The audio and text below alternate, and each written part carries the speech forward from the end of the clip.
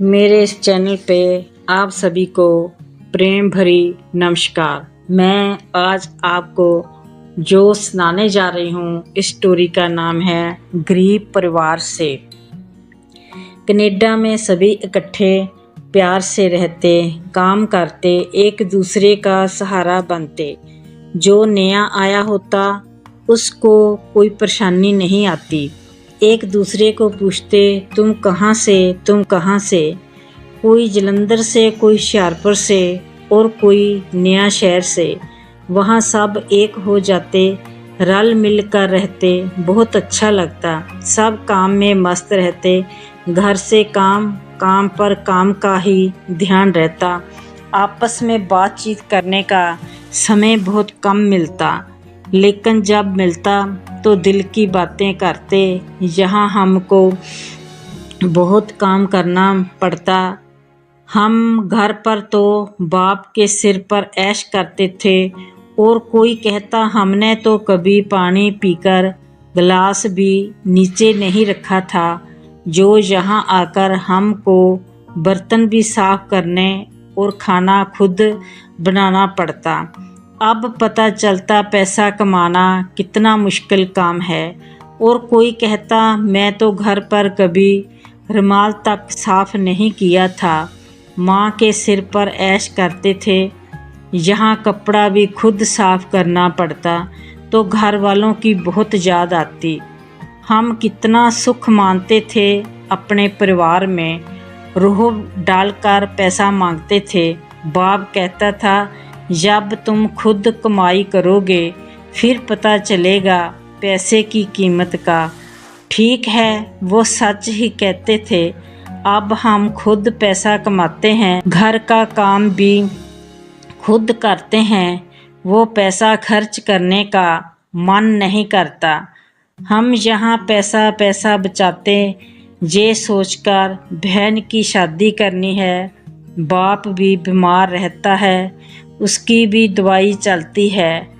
छोटा भाई पढ़ता है और जो रिश्तेदार है वो भी आस लगा कर बैठे हैं, कनाडा गया तो कुछ हमारी भी मदद करेगा।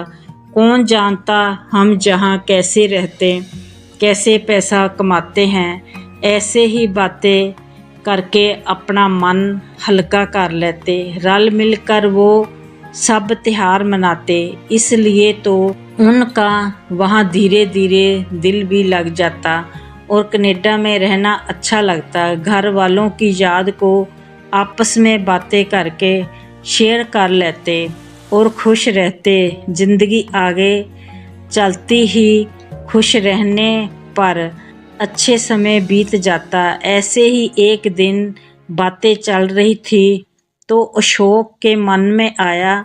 उसने कहा यारो, एक बात तुमने नोट की, हम सब भी घर की बातें करते तो सभी अपने अपने विचार पेश करते, तो कभी मनी बीच नहीं बोला।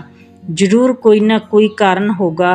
इस बार हम जानबूझकर बात चलाएंगे और मनी पर जोर डालेंगे। तुम अपनी ज़िंदगी के बारे में बताओ। हम तो बताते रहते हैं, आज तुम्हारी बारी है।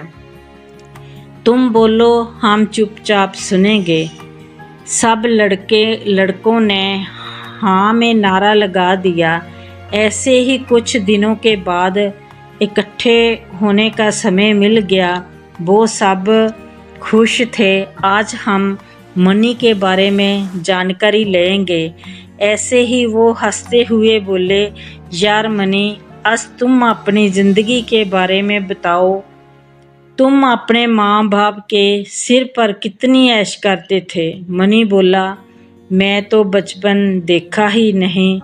होश संभाली तो माँ को देखा, वो प्राइवेट स्कूल में पढ़ाती थी, साथ में घर पर बच्चों को भी पढ़ाती थी।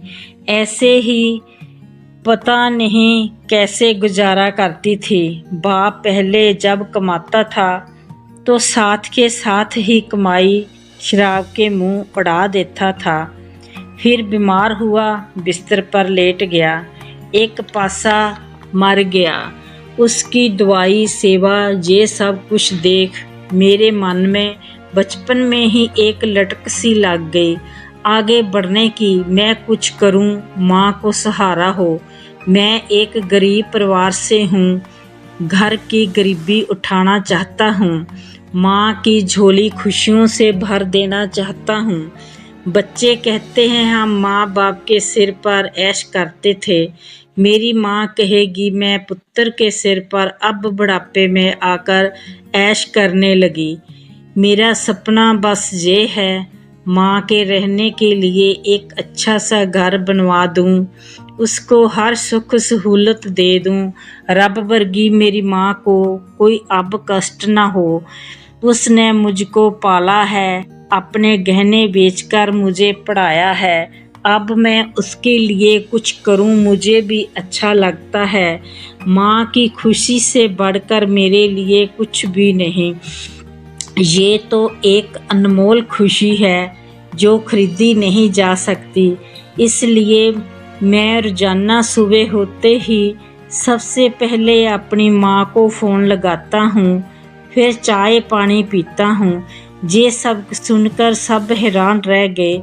एक गरीब परिवार का बच्चा कैसे कैसे हिम्मत की, पढ़ाई लिखाई की, पहले काम किया, पैसा इकट्ठा किया तो कनाडा में किसी की मदद के बिना पहुंच गया अपने दम पर। सभी उसको सलूट मारते हुए कहते, तुमने मनी जन्म जरूर गरीब परिवार में लिया, लेकिन तेरी अंदर एक हिम्मत थी, हौसला था, शक्ति थी, जिस कारण आज तुम खूब पैसा कमाते हो। महान है ऐसी सोच रखने वाले। ये आपको स्टोरी कैसी